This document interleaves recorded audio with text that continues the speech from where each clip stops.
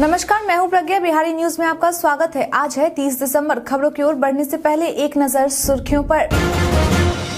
आज जारी होगा नगर निकाय चुनाव के दूसरे चरण का रिजल्ट। बीएसएससी पेपर कैंसिल को लेकर ट्विटर पर महाअभियान। 30 दिसंबर से बिहार में भी वंदे भारत का होगा परिचालन। अगर पुलिस का लोगो लगाकर बनाया है सोशल अकाउंट तो हो जाए सावधान। अब प्रवासी मतदाता देश में कहीं से कर सकेंगे मतदान। अब चलिए बढ़ते हैं बिहार के अब तक की 25 बड़ी खबरों की ओर विस्तार से। वॉपकोस लिमिटेड ने 239 रिक्तियों के लिए वॉक इन इंटरव्यू नोटिफिकेशन जारी किया। वॉपकोस लिमिटेड ने फील्ड सुपरवाइजर के कुल मिलाकर 239 रिक्त पदों पर भर्ती के लिए वॉक इन इंटरव्यू नोटिफिकेशन जारी किया है। इन पदों के लिए अगर एजुकेशनल क्वालिफिकेशन की बात की जाए तो कैंडिडेट को इलेक्ट्रिकल इंजीनियरिंग में बैचलर डिग्री या डिप्लोमा पास होने के साथ ही 2 साल का वर्किंग एक्सपीरियंस भी होना चाहिए। इच्छुक और योग्य उम्मीदवार इस वैकेंसी नोटिस के बारे में समस्त जरूरी जानकारी के लिए इस वीडियो के इसी पेज पर नीचे डिस्क्रिप्शन बॉक्स में दिए गए वेब लिंक पर जरूर क्लिक करें। वॉक इन इंटरव्यू की तारीख 3 जनवरी और 4 जनवरी 2023 है।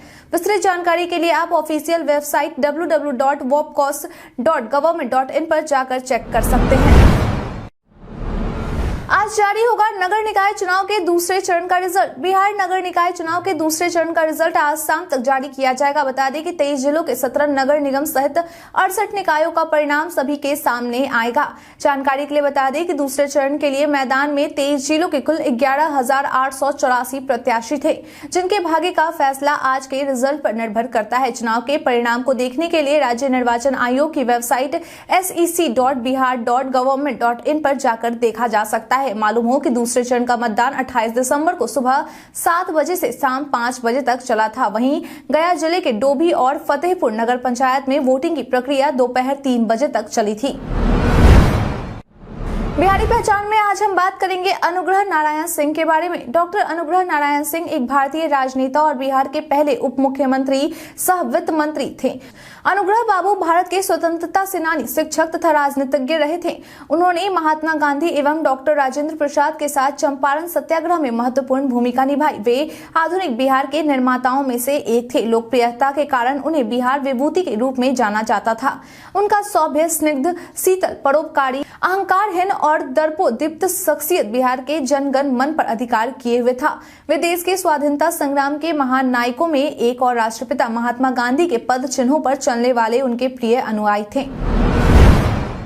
बीएसएससी पेपर कैंसिल को लेकर ट्विटर पर महाअभियान। बीएसएससी पेपर लीक होने पर 3 पालियों की परीक्षा रद्द करने को लेकर बीते दिन ट्विटर पर महाअभियान छेड़ा गया था, जिसमें इस अभियान से जुड़े लोगों ने बड़ी संख्या में ट्वीट किया, जिसका परिणाम यह निकला कि दिन में एक बजते बजते यह टॉप ट्रेंडिंग मसलों की सूची में नंबर 1 पोजीशन पर शामिल हो गया। इस अभियान की शुरुआत करने के लिए बीते दिन सुबह 11 बजे का समय निर्धारित किया गया था।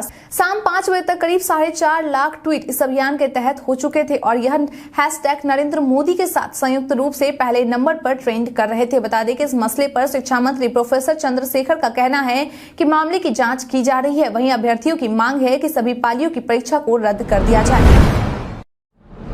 बिहार के इन जिलों में खुलेगा वाटर स्पोर्ट्स सेंटर। राज्य में पर्यटन विकास को लेकर जल शक्ति मंत्रालय भारत सरकार की ओर से राज्य सरकार को निर्देश दिया गया है कि जिला प्रशासन को पानी के खेलों के लिए सेंटर बनाने के लिए उपयुक्त बांध स्थल या चौड़ी नदी के पाट या बड़े घाटों को चयनित करे, जिसके तहत राज्य सरकार के द्वारा अपने स्तर से 6 जिला प्रशासन को पत्र भेजा गया है, जिसमें कैमूर, पटना, नालंदा, भोजपुर, बक्सर और सासाराम शामिल है। राज्य सरकार के द्वारा जारी पत्र में कहा गया है कि जिले में ऐसे क्षेत्र जो हमारे इतिहास, संस्कृति व विरासत की पहचान है या फिर ऐसे जल क्षेत्र जहां जल खेलों की जैसी गतिविधियों को बढ़ावा दिया जा सके या पहले से संचालन किया जा रहा हो, वैसे सभी क्षेत्रों की पहचान की जाए ताकि चयनित स्थल का प्रस्ताव जल शक्ति मंत्रालय भारत सरकार को उपलब्ध कराया जा सके।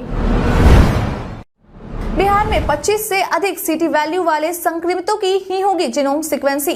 कोरोना को लेकर बिहार स्वास्थ्य विभाग ने राज्य में नई एडवाइजरी जारी की है, जिसके तहत वैसे मरीज जो कोरोना से संक्रमित हैं और जिनकी सिटी वैल्यू 25 से अधिक है, वैसे ही कोरोना संक्रमितों के नमूने की जीनोम सीक्वेंसी की जाएगी। इसके साथ ही एडवाइजरी में यह भी कहा गया है कि सजगता में ओपीडी में आने वाले संदिग्ध रोगियों की सैंपल को लेकर भी कोविड की जांच कराई जाए और साथ ही भीड़ भाड़ वाले इलाके और हवाई अड्डे पर भी रैंडम जांच चालू की जाए। इसके अलावा सभी अस्पताल, medical oxygen, PSA plant, RTPCR, N95 mask और दवाओं की उपलब्धता होनी चाहिए।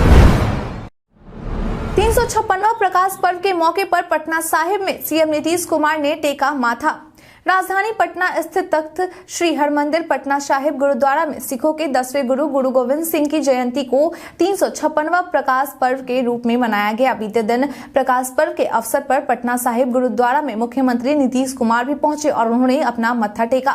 इस दौरान उनके साथ विजय चौधरी, अशोक चौधरी, कांग्रेस के बिहार प्रदेश अध्यक्ष व पूर्व केंद्रीय मंत्री अखिलेश प्रसाद समेत कई गणमान्य लोग भी शामिल रहे। बता दें कि एक सप्ताह पहले से प्रकाश पर्व को लेकर रोज प्रभात फेरी निकाली जाती थी, जिसमें देश विदेश से आए सिख श्रद्धालुओं ने बढ़ चढ़कर भाग लिया। बिहार में पड़ी कड़ाके की ठंड। बिहार समेत पूरे उत्तर भारत में ठंड का कहर शुरू हो गया है। मौसम वैज्ञानिकों की माने तो लगातार पर्वतीय इलाकों में बर्फबारी की वजह से मैदानी इलाकों में ठंड में बेतहासा वृद्धि हुई है और साथ ही मौसम शुष्क होने के साथ हवाओं की नमी की वजह से भी ठंड में वृद्धि हुई है। मौसम विभाग के अनुसार अगले 72 घंटे में ठंड में और व्यापक वृद्धि हो सकती है। इसके साथ ही आकाश में कई इलाकों में घने कोहरे भी छाए रहने की संभावना है। राज्य भर में न्यूनतम तापमान में 1 से 3 डिग्री सेल्सियस तक की कमी देखने को मिल सकती है। वहीं मौसम विभाग का मानना है कि अगले 72 घंटे के बाद लोगों को थोड़ी ठंड से राहत मिल सकती है, क्योंकि अगले 72 घंटे के बाद न्यूनतम तापमान में 3 से 5 डिग्री सेल्सियस तक की बढ़ोतरी हो सकती है। 30 दिसंबर से बिहार में भी वंदे भारत का होगा परिचालन। भारत की पहली semi speed train Vande Bharat express की शुरुआत अब पूर्वी भारत में भी होने वाली है। इसकी शुरुआत 30 दिसंबर से प्रधानमंत्री मोदी के द्वारा हरी झंडी दिखाकर की जाएगी। बता दें कि इससे पहले इस ट्रेन का परिचालन उत्तर, पश्चिमी और दक्षिण भारत में होता था, लेकिन अब यह ट्रेन पूर्वी भारत के पश्चिम बंगाल में हावड़ा से न्यू जलपाईगुड़ी के बीच चलेगी। इसके साथ ही इस ट्रेन का परिचालन बिहार के रास्ते भी होना है।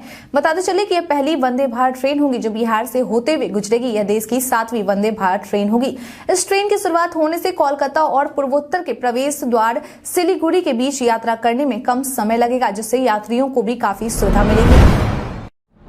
आईआईटी पटना के 22 छात्रों को मिला इंटरनेशनल ऑफर। आईआईटी पटना में शैक्षणिक सत्र 2022-23 में चल रहे पहले चरण के प्लेसमेंट सीजन में बीटेक स्टूडेंट्स के 22 छात्रों को इस वर्ष इंटरनेशनल ऑफर्स प्राप्त हुए हैं। वहीं अगर नेशनल और इंटरनेशनल ख्याति की विभिन्न शीर्ष कंपनियों की बात करें तो ऐसे कंपनी मिलाकर अब तक कुल 281 ऑफर्स छात्रों को दिए जा चुके हैं। इस सत्र में अब तक 20 प्रस्ताव ऐसे हैं जिसकी सैलरी 50 लाख से अधिक है, तो वहीं 50 प्रस्ताव ऐसे हैं जिसके वेतन का पैकेज 40 लाख से अधिक है। इसके साथ ही सबसे अधिक वेतन पैकेज 82 लाख का है। वहीं ट्रेनिंग एंड प्लेसमेंट ऑफिसर के द्वारा दी गई जानकारी के अनुसार इस सीजन में 20 से अधिक नई कंपनियों ने पहली बार कैंपस रिक्रूटमेंट में भाग लिया है। अब इस सत्र के फेज 2 के लिए प्लेसमेंट की प्रक्रिया जनवरी 2023 के दूसरे सप्ताह से शुरू की जाएगी। बियाडा के जमीन पर 6 महीने में उत्पादन शुरू नहीं करना पड़ सकता है आप पर भारी। बियाडा के औद्योगिक क्षेत्र में ऐसी तमाम भूमि जहां वर्षों बाद भी किसी प्रकार का उत्पादन नहीं किया गया है, इसी को देखते हुए बिहार औद्योगिक क्षेत्र विकास प्राधिकार यानी कि बियाडा के निदेशक परिषद ने आदेश जारी किया है। जारी आदेश के तहत बियाडा नियंत्रित औद्योगिक क्षेत्र में हस्तांतरित भूमि पर अगर 6 महीने के अंदर उत्पादन शुरू नहीं किया जाता है तो वह औद्योगिक भूमि खुद से बियाडा की हो जाएगी और इस पर संबंधित निवेशक कानूनी कार्यवाही भी नहीं कर सकेगा। इसके लिए हस्तांतरित जमीन करने वाले निवेशक को इस आशय का शपथ पत्र बियाडा को लिखकर देना होगा। अगर कोई इस अवसर का लाभ उठाना चाहते हैं तो उनके लिए आवेदन करने की अंतिम तिथि 31 जनवरी 2023 तक है। अगर पुलिस का लोगो लगाकर बनाया है सोशल अकाउंट तो हो जाए सावधान। सोशल मीडिया पर पुलिस लोगों के गलत इस्तेमाल को रोकने के लिए पुलिस मुख्यालय के द्वारा यह निर्देश दिया गया है कि वे सभी यूजर जो पुलिस का लोगो लगाकर अपना सोशल मीडिया अकाउंट चलाते हैं वे 31 दिसंबर 2022 तक प्रोफाइल से लोगों को हटा ले। अगर ऐसा नहीं किया जाता है तो 1 जनवरी से पुलिस के द्वारा ऐसे लोगों पर कार्रवाई की जाएगी। इस बात की जानकारी एडीजी जितेंद्र सिंह गंगवार के द्वारा एक प्रेस कॉन्फ्रेंस में बातचीत करते हुए दी गई है। एडीजी गंगवार के अनुसार जिन्होंने भी अपने व्हाट्सएप ग्रुप, ट्विटर, फेसबुक समेत तमाम सोशल मीडिया अकाउंट पर बिहार पुलिस या पुलिस के लोगों का गलत उपयोग किए हैं वे सभी सतर्क हो जाएं। शराबबंदी को सफल बनाने में होम्योपैथी डॉक्टर होंगे परेशान। बिहार में शराबबंदी को सफल बनाया जा सके इसके लिए बिहार सरकार के द्वारा नया फरमान जारी किया गया है, जिसके तहत अब राज्य में होम्योपैथी से जुड़े डॉक्टरों और दवाखानों पर नकेल कसी जाएगी। दरअसल जहरीली शराब बनाने में जिन केमिकल का इस्तेमाल होता है उसी केमिकल का इस्तेमाल होम्योपैथी दवा बनाने में भी किया जाता है। पुलिस के द्वारा यह दावा किया गया है कि जहरीली शराब बनाने में जिस केमिकल का इस्तेमाल हुआ है वह होम्योपैथी दवा से जुड़े कारोबारियों से लिया गया है, जिसके बाद मद्य निषेध विभाग के अपर मुख्य सचिव के पाठक के तरफ से राज्य के सभी डीएम को निर्देश दिया गया है कि शराबबंदी की समीक्षा बैठक में संबंधित औषधि निरीक्षकों को बुलाकर समीक्षा की जाए। दरभंगा एम्स का डीएमसीएच परिसर से बदला लोकेशन, अब यहां होगा निर्माण। जल्द ही बिहार में दूसरा एम्स का कार्य दरभंगा जिले में आरंभ होने वाला है। वहीं मीडिया रिपोर्ट्स की माने तो मुख्यमंत्री और उप मुख्यमंत्री के फैसले के बाद अब दरभंगा एम्स का निर्माण डीएमसीएच की परिसर में न करके अशोक पेपर किल की जमीन पर किया जाएगा। इस बात की जानकारी भोला यादव के द्वारा दी गई है। उन्होंने जानकारी देते हुए कहा है कि इसके लिए लेटर भी जारी कर दिया गया है। मालूम हो कि राज्य सरकार की ओर से दरभंगा मेडिकल कॉलेज अस्पताल में एम्स बनाने की सिफारिश को केंद्र सरकार के द्वारा खारिज करते हुए कहा गया था कि वहां एम्स का निर्माण करना मुश्किल है, इसलिए एम्स के निर्माण के लिए दरभंगा में ही किसी और स्थान का चयन किया जाए। केंद्र सरकार के द्वारा लिए गए इस फैसले की जानकारी राज्य सरकार को केंद्रीय स्वास्थ्य और परिवार कल्याण मंत्री जेपी नड्डा के द्वारा लिखित तौर पर दी गई थी। अब प्रवासी मतदाता देश में कहीं से कर सकेंगे मतदान। वैसे लोग जो अपने घर से दूर रहते हैं और मतदान नहीं दे पाते, वे अब कहीं से भी मतदान दे सकेंगे। इसके लिए चुनाव आयोग के द्वारा एक बड़ी पहल की गई है। बता दें कि चुनाव आयोग ने वैसे मतदाताओं के लिए दूरस्थ ईवीएम का प्रोटोटाइप विकसित किया है। यह एकल बूथ से 72 निर्वाचन क्षेत्रों में दूरस्थ मतदान को नियंत्रित कर सकता है, यानी कि एक ही बूथ से अलग अलग 72 निर्वाचन क्षेत्रों में मतदाता मतदान कर सकेंगे। चुनाव आयोग के द्वारा इस रिमोट ईवीएम के शुरुआती मॉडल को दिखाने के लिए सभी दलों को 17 जनवरी को आमंत्रित किया गया है, जिसके बाद सभी राजनीतिक दल इससे जुड़ी चुनौतियों और सुझाव को 31 जनवरी 2023 तक लिखित मंतव्य के तौर पर देंगे। फीडबैक के आधार पर ही इस ईवीएम मशीन के क्रियान्वित करने पर निर्णय लिया जाएगा। फर्जी तरीके से विदेशी मेडिकल कॉलेज में नामांकन से जुड़े मामले पर सीबीआई रेड। सीबीआई की छापेमारी बिहार की राजधानी पटना सहित देश भर में लगभग 91 ठिकानों पर जारी है। दरअसल यह मामला पूरे देश भर में फर्जी तरीके से विदेशी मेडिकल कॉलेज में नामांकन से जुड़ा है। आपको बता दें कि जिन छात्रों ने विदेशों से मेडिकल की डिग्री प्राप्त की है, उन छात्रों की जांच में पाया गया है कि कई फर्जी तरीके से बिना फॉरेन मेडिकल ग्रेजुएट परीक्षा पास किए ही डिग्री मिले हैं। मामले की जाँच के बाद इस बात का खुलासा हुआ है। यह मामला में सीबीआई की छापेमारी पटना के अलावा बिहार के कई अन्य जिलों में भी चल रही है।